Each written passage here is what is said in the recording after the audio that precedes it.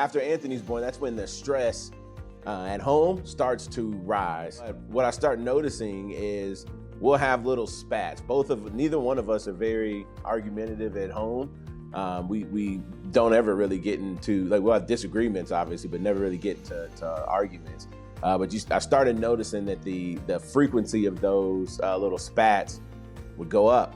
My initial thought is probably what most people think, is that, yeah, it's something that she's doing. You know, she's tripping. There's something that's going on with her.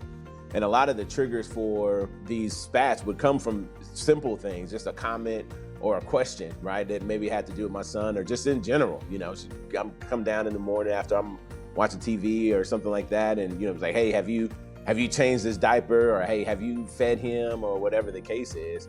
And then from that would end up starting the argument. It's like, hey, what are you trying to say? Yeah, of course I did that. Why are you asking me this and this, that? That's kind of where they end up going.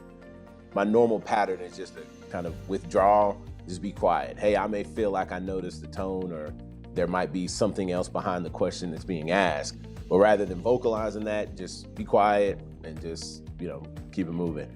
Now, the problem with that approach, as I was working with that, was that when it got to a point where I did say something, it was more explosive. I would ask myself questions, right? And one of the realizations that I came to was my logic of feeling attacked didn't really make sense. It's something that never really has happened before. I know when you're into these stressful situations, you're ready to go and you just kind of stay tense. She makes a comment or she asks a question. Why am I still in that fight or flight mode? And then the real question that kind of started me down the right path was, even if she did mean something by it, even if that question that was something else to that question or that comment, why am I reacting out of anger? Like, why do I get mad? Why do you get mad even if that is the case?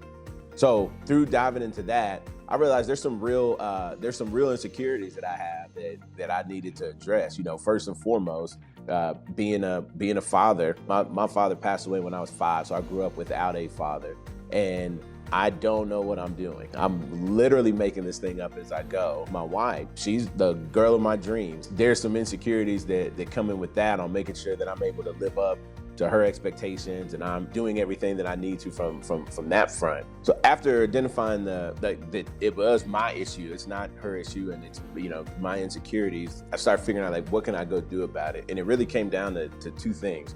One is not assume like negative intent, like getting out of that stressful, hey, I'm fight or flight, I'm ready to, something happens and I'm ready to just react and go, and ask clarifying questions.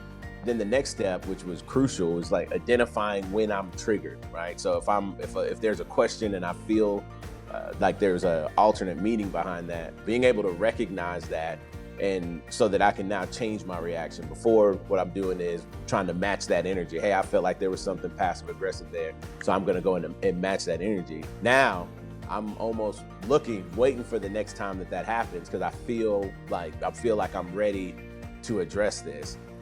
And then when our first incident after that, it happened, it's something as innocent as a question or something like that. And I completely missed it, ran through my old pattern, got real short, started shutting down.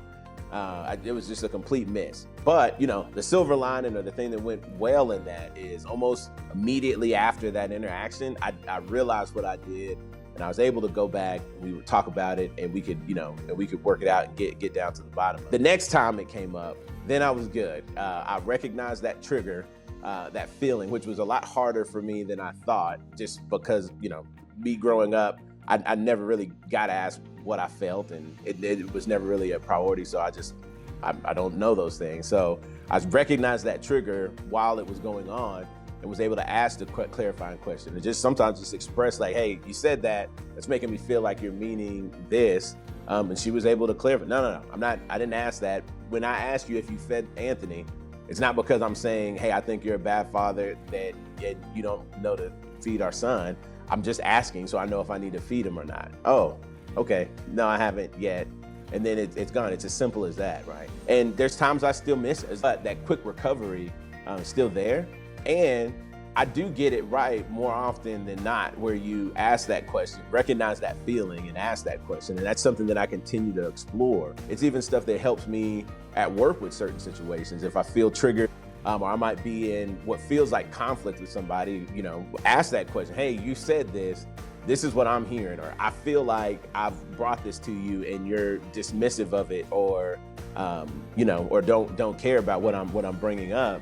And whenever I'm able to express that before I just get all riled up and ready to go, the vast majority of the time it comes down to some type of miscommunication or some type of clarification that can be had. Putting in the work to change this high stress reaction to where I can actually respond is the confidence that it gives me that I'm more in control of myself, and it allows me to control my interactions with people and my environment, honestly, versus my environment dictating how I'm acting or other people dictating how I'm acting.